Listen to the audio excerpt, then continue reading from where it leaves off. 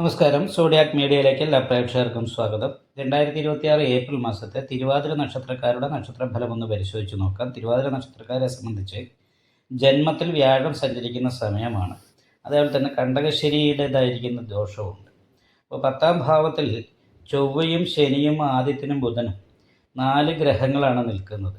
Government ജോലിക്ക് ശ്രമിക്കുന്നവർക്കൊക്കെ ജോലി കിട്ടാനായിട്ട് യോഗമുണ്ട്. പക്ഷേ ദൈവാധീനക്കുറവിൻ്റേതായിരിക്കുന്ന പ്രശ്നമുള്ളത് കാരണം കൊണ്ട് തടസ്സങ്ങളാണ്. അതേപോലെ തന്നെ പോലീസ്, പട്ടാളം മുതലായിട്ടുള്ള മേഖലയിൽ ജോലിക്ക് ശ്രമിക്കുന്നവർക്ക് അനുകൂലമായിരിക്കുന്ന അവസ്ഥയ്ക്ക് യോഗമുള്ള സമയമാണ്.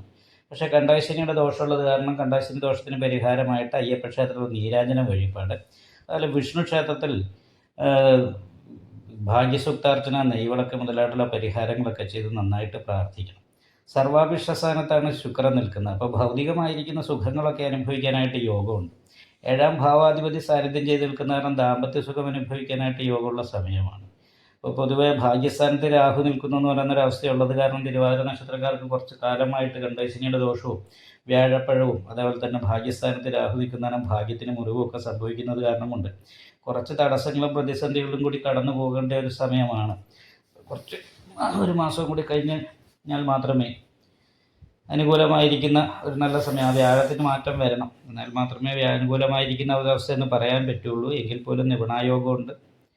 അത് കാരണം കൊണ്ട് ചെയ്യുന്ന കാര്യങ്ങൾക്ക് അനുകൂലാവസ്ഥ ഉണ്ടാകും. വിദേശത്ത് ജോലി ചെയ്യുന്നവർക്ക് നല്ലതാണ്. വിദേശത്ത് പോകാനായിട്ട് ശ്രമിക്കുകയാണെങ്കിൽ അത് നന്നാകും. പക്ഷേ കേസ് പോലെയുള്ള പ്രശ്നങ്ങൾ ഉണ്ടാകാതിരിക്കാനായിട്ട് ശ്രദ്ധിക്കണം.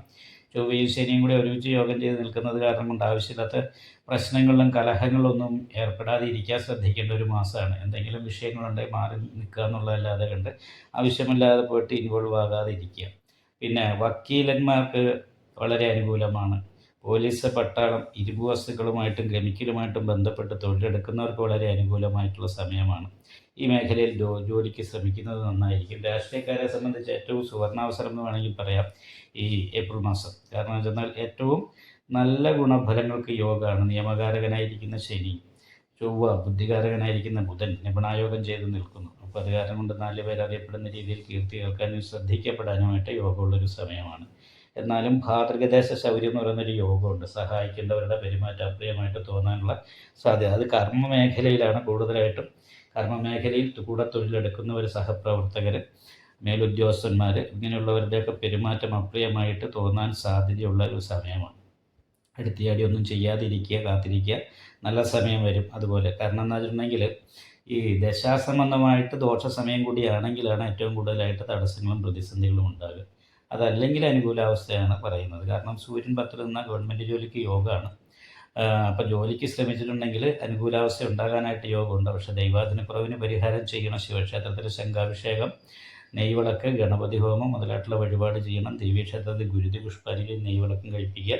അതേപോലെ തന്നെ അയ്യപ്പ ക്ഷേത്രത്തിൽ നീരാഞ്ജനം വഴിപാട്, വിഷ്ണു ക്ഷേത്രത്തിൽ ഭാഗ്യസൂക്താർച്ചന, നെയ്വിളക്ക്, ഇങ്ങനെയുള്ള എല്ലാ ക്ഷേത്രങ്ങളിലും വഴിപാട് കാര്യങ്ങളൊക്കെ ചെയ്തിട്ട് നന്നായിട്ട് പ്രാർത്ഥിക്കേണ്ട മാസമാണ്.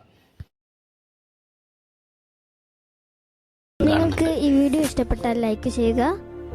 നിങ്ങളുടെ അഭിപ്രായങ്ങൾ കമൻറ്റ് ചെയ്യാം. ജ്യോതിഷവുമായി ബന്ധപ്പെട്ട കൂടുതൽ കാര്യങ്ങൾ അറിയാൻ ഈ ചാനൽ സബ്സ്ക്രൈബ് ചെയ്യുക. ഞങ്ങളുടെ ഓൺലൈൻ കൺസൾട്ടൻസി നമ്പർ താഴെ ഡിസ്ക്രിപ്ഷൻ ബോക്സിൽ കൊടുത്തിട്ടുണ്ട്. ആവശ്യമുള്ളവർക്ക് കോൺടാക്റ്റ് ചെയ്യാവുന്നതാണ്.